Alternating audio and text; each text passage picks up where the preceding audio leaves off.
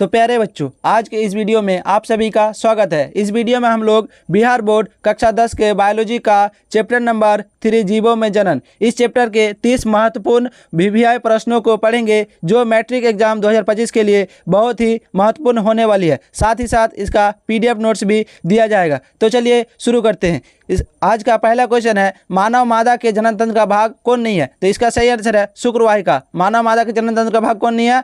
शुक्रवाहिका। अगला क्वेश्चन है, निम्नलिखित में से कौन एकलिंगी पादप का उदाहरण है? एकलिंगी पादप का उदाहरण कौन है? तो इसका सही आंसर हो जाएगा पपीता। पपीता एकलिंगी पादप का उदाहरण है। अगला क्वेश्चन है, फूलों में नर प्रजनन अंग होता है। फूलों में नर प्रजनन अंग कौन होगा? पुंकेसर। फूलों में नर प्रजनन अंग पुंकेसर होता है। चलिए अगला क्वेश्चन है, मानव मादा में अंडाणु निषेचन होता है। मानव मादा में अंडाणु निषेचन कहाँ होगा? फैलोपियन ट्यूब में, फैलोपियन नलिका में, फैलोपियन नलिका में। अगला क्वेश्चन है, आलैंगिक जनन मुकुलन द्वारा होता है। किस में होगा? ईस्ट में। आलैंगिक जनन मुकुलन द्वारा ईस्ट में होता है। अगला क्वेश्चन है, परागकोश में होता है। परागकोश में क्या होगा? परागकण। परागकोश में परागकण होता है। चलिए अगला क्वेश्चन है, एड्स रोग का प्रमुख कारण है। तो इसका सही आंसर हो जाएगा असुरक्षित यौन संपर्क। एड्स रोग का प्रमुख कारण असुरक्षित यौन संपर्क होता है। चलिए अगला क्वेश्चन है, फूल का कौन सा भाग जो फल में बदलता है? फूल का कौन सा भाग फल में बदलेगा? अंडा से। फूल का कौन सा भाग फल में बदलेगा? अंडा से। चलिए अगला क्वेश्चन है, पराग नलिका का बीजांड की ओर वृद्धि करना किस प्रकार का अनुवर्तन है? तो इसका सही आंसर हो जाएगा रासायन अनुवर्तन,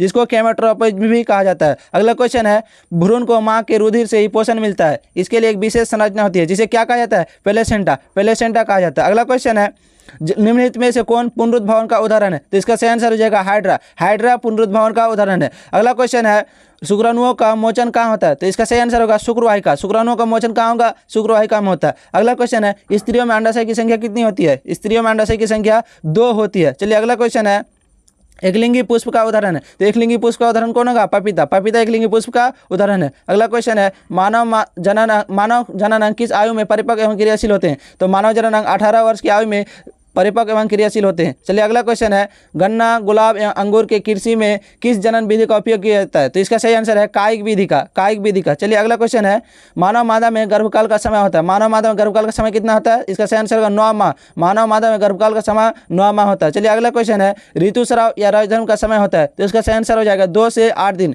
2 से 8 दिन। चलिए अगला क्वेश्चन है, निम्नलिखित में कौन लैंगिक जनन संचारित रोग है? तो इसका सही आंसर हो जाएगा एड्स। एड्स एक लैंगिक जनन संचारित रोग है। अगला क्वेश्चन है, भ्रूण का विकास होता है। तो भ्रूण का विकास कहाँ होगा? गर्भाशय। इसका सही आंसर हो जाएगा गर्भाशय में। चलिए अगला क्वेश्चन है, पूर्ण विकसित अंडाशय क्या कहलाता है? तो पूर्ण विकसित अंडाशय क्या कहलाता है? इसका सही आंसर हो जाएगा फल। पूर्ण विकसित अंडाशय फल कहलाता है। चलिए अगला क्वेश्चन है, निम्न में कौन जीवाणुजनित रोग नहीं है? तो इसका सही आंसर हो जाएगा मस्सा। मस्सा जीवाणुजनित रोग नहीं है। चलिए अगला क्वेश्चन है, निम्न में कौन एक उभयलिंगी जंतु है? तो इसका सही आंसर होगा केंचुआ। केंचुआ एक उभयलिंगी जंतु है। चलिए अगला क्वेश्चन है, अमीबा में आलैंगिक जनन किस विधि द्वारा होता है? तो इसका सही आंसर हो जाएगा विखंडन। अमीबा में आलैंगिक जनन विखंडन विधि द्वारा होता है। चलिए अगला क्वेश्चन है, पौधों में जनन कहाँ पाए जाते हैं? पौधों में जनन अंग कहाँ पाए जाते हैं? तो इसका सही आंसर हो जाएगा पुष्प में पाए जाते हैं। पौधों में जनन अंग कहाँ पाए जाते हैं? पुष्प में पाए जाते हैं। चलिए अगला क्वेश्चन है, निम्नलिखित में से किस में द्विखंडन नहीं होता है? तो इसका सही आंसर हो जाएगा ईस्ट में। ईस्ट में द्विखंडन नहीं होता है। चलिए अगला क्वेश्चन है, परागकण निम्न में से किस में बनते हैं? तो परागकण किस में बनेगा? इसका सही आंसर हो जाएगा परागकोश। परागकोश में क्या बनते हैं? परागकण बनते हैं। चलिए अगला क्वेश्चन है,